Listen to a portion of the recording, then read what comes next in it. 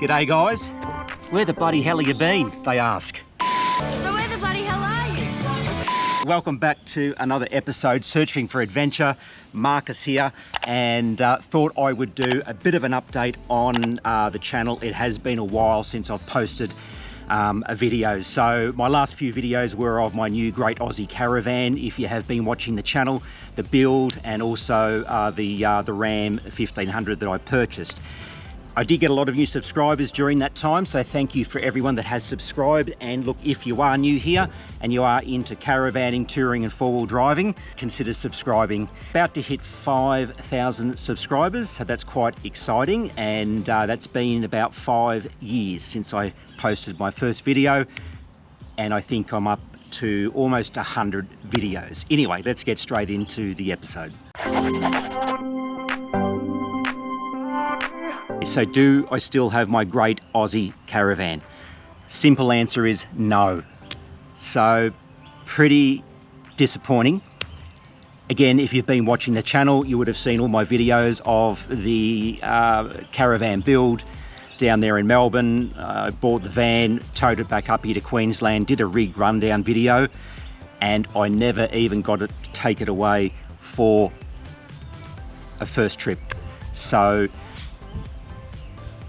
yeah, it's a real shame. That was an expensive caravan, and obviously I bought the Ram to tow the caravan. The package itself, you know, over $300,000 for those two items, which is a lot of money. Now that is not the main reason why I sold the van, and I also have sold the Ram.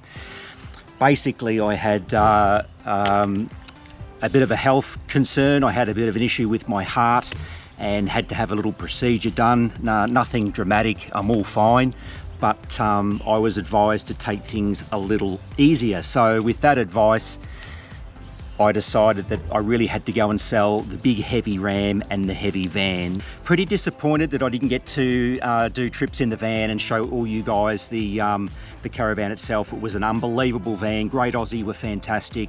A little bit of a shame that I didn't get to experience that caravan. It was the bee's knees. You couldn't go any better than that. Rightio, so what's next for Searching for Adventure and myself and the YouTube channel? My quest is to downsize, go lighter, less stress. So I've actually gone out and recently bought a brand new four-wheel drive, and it's just parked over there. My next video, I'm going to do a full rig rundown on it. So I do want to buy a new van in the new year, in 2026, and want to buy something that's lightweight. And I'm not really sure what I'm going to get yet. So I'm open to different ideas, whether I go and get a Chinese hybrid caravan, or I have looked into those Snowy River caravans. I'm not sure. They are made overseas as well. So look, if you've got any ideas or comments, I'd love to hear about them. If you have got a hybrid, and you know, I'm looking for a couple's van around that sort of 16 foot in length, maybe 17 foot, maybe 18. I'm not sure, but probably will have to be around that sort of 16 foot couple's van. I do want an internal toilet and shower separate. So look, if you've got any ideas, I'd love to hear about them. If you own one or can suggest one, because I haven't given it a great deep dive at this stage. Being a YouTube creator worth the effort? I've had some people ask me, you know, should I start a YouTube channel? And I generally say no. It really depends on what your interests and hobbies are. So if you know you're looking to take a year off and do a lap around Australia, or if you're like me, you work full-time and you get away when you can, and you're thinking about starting a YouTube channel, I actually wouldn't, because it can take away some of the experience when you're having to film and, you know, get all those drone shots and whatnot. So for me, it's different. I've had a hobby in videography for many years since I was a kid. I enjoy the process of filming and setting things up, and then further to that, getting home and putting it all together with some good music and stitching that story together. I get a lot of enjoyment out of. But if you're not really into that sort of thing, going away, just enjoy your trip. YouTube is fantastic. So I'm not discouraging people to start a YouTube channel. I think it's awesome. But if you're going on a holiday for a limited time, you know, what's the point if you're not looking to grow the channel or you get some sort of hobby satisfaction out of it? And as I said, that's what I do. There are some negatives being a YouTube creator, and it's actually YouTube itself. So you may or may not know, or you probably know, with algorithms and YouTube. Well, we all know about algorithms these days because of social media and where we are today in this day and age. But with YouTube, if you want to grow your channel, you're relying on YouTube to push your content out to further people. And one of the things that I just hate with YouTube is, is that you can put a lot of effort and have a fantastic video.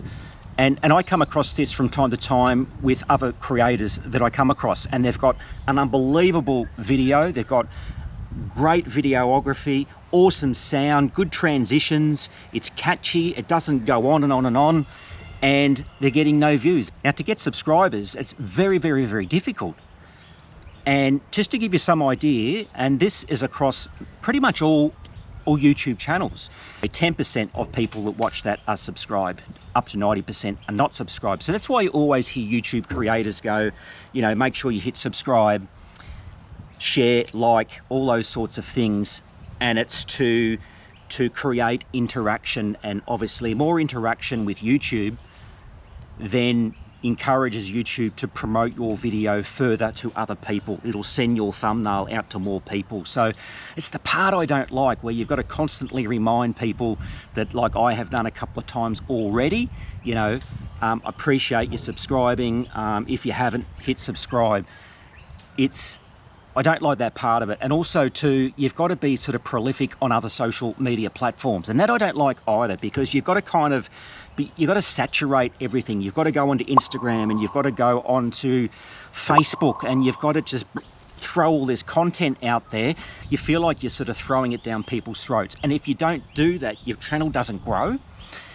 And what you'll find is a lot of YouTubers, and they're doing this for a reason, and I'm guilty of it too, and we all know about it, and it's clickbait thumbnails. So it's quite obvious there's different types of clickbait thumbnails. You've got the, you know, the half-naked lady on the beach.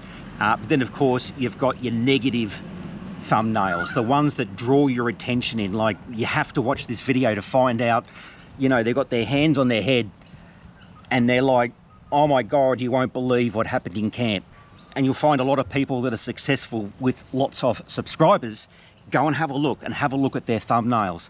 And I'm guilty of it myself, because obviously on YouTube, I'm trying to grow the channel. I've researched that sort of stuff, and you really have to do a thumbnail that grabs people's attention. And I hate that, because some YouTubers that I have watched, they'll have a fantastic video of a beautiful location on the beach somewhere in Western Australia, awesome video, but their thumbnail concentrates on a 30-second snippet in the middle of the video that's really got nothing to do with the location.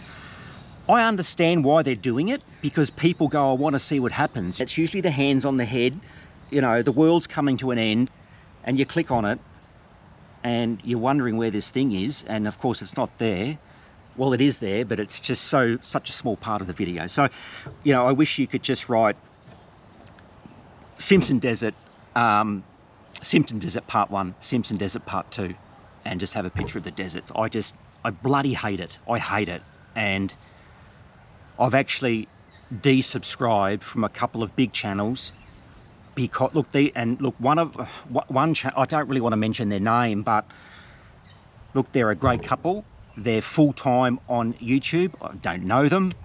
They seem like a wonderful couple. So I understand they rely on their YouTube channel for their business. I get it. I understand why they do the thumbnails that they do, because they get good views. And, you know, research has proven and shown, there have been research and studies shown that you do two thumbnails, the same story, the one that's got the drama is the one that, you know, performs really, really well. But this one particular YouTube channel, yeah, I just desubscribed from them for that reason. I'm not sure if it's just me. And I just wish YouTube didn't have these algorithms. I might just flip up very, very quickly and show you, and I'm not shaming these people here. They're doing their business full time. I understand, they seem like a nice couple, but this is one channel I don't watch anymore because of just the constant negative thumbnail. You know, if you were just a layperson from space and you came down here, you'd almost say to them, geez, I think you better give it up. It just seems like a disaster. Everything goes wrong for you guys, and I know that's not the case. And again, I'm not shaming that couple there, but I just wish that YouTube didn't have this algorithm thing that you had to do to get for your channel to do well, to people to get click on it. So keep your eyes out, guys. 2026, I've got a new car. It's right over here. I don't know if you'll see it. A little bit hard to see there. It is a 2025 Ford Everest Sport V6 diesel. So I've gone and decked it out. It's got a whole heap of modifications already on the car. It's got a pretty awesome bull bar, some good driving lights, roof rack. I've got a winch on it as well, which I'll probably never use. I've put some new wheels on it as well. It's got some lighting, and I've got a 12-volt system going in the back of that as well. So I'm going to do a bit of a video on that. That'll be my next video, starting all fresh into 2026. Again, if you have been watching for a while, thanks for your subscription to Searching for Adventure. If you're new here again, consider subscribing. Anyway, a Merry Christmas to everyone, a Happy New Year, and keep your eyes out for Searching for Adventure in 2026. Cheers, guys.